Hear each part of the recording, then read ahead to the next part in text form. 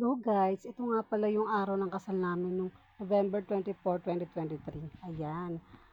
Ang aga namin dito guys, 7 AM pa lang dito na kami.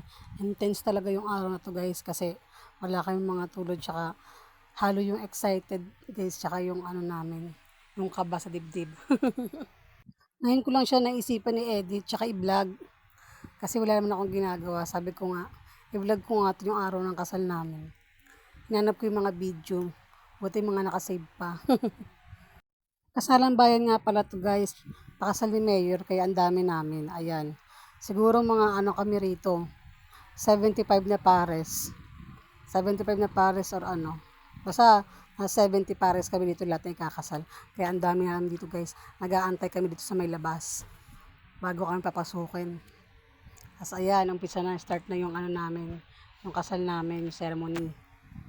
And guys, hindi ako masyadong makangiti dyan kasi natatense talaga ako eh. Naghahalo yung mga nararamdaman ko eh.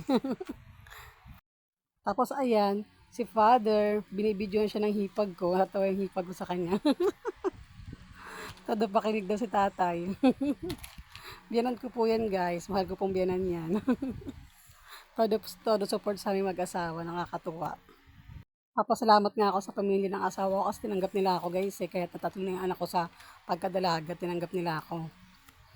Tinanggap nila ako bilang pamilya. Kaya salamat sa pamilyang Bayano. Lalo na kay Padir, kay tatay. Love na love ko yan si tatay. Tapos ayan, yung ikikis na kami. Bilang mag-asawa. Pinakamasarap na tuwa-tuwa na kayo mag-asawa na. Okay? So, ready? Mga lalaki, siyempre, salanganin kayo. Halikan niyo po ang inyong kabiyak na minamahal. 1, gawin mo na.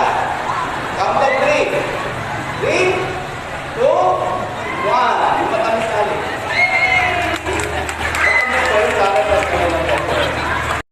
Yung asawa ko, mahalik agad kahit wala pang sinasabi. Excited humalik eh. Nangunguna pa sa kanilang lahat, kaya nakatatlong ulit kami. Ang saya ko dyan guys sa araw ng kasal ko guys. Kasi pangarap ko talaga magpakasal sa mga taong mahal ko. Kaya ang saya-saya ko dyan ng araw na yan guys. Lubos ako nagpapasalamat dyan guys kay Lord. Kasi binigay niya sa akin yung lalaking mahal ko. Yung lalaking responsable sa asawa.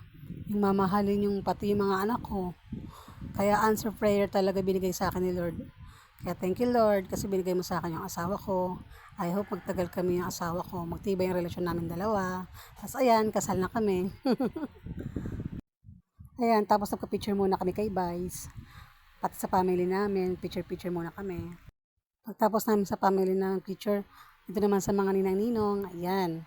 So guys, hanggang dito na lang. Salamat sa panonood.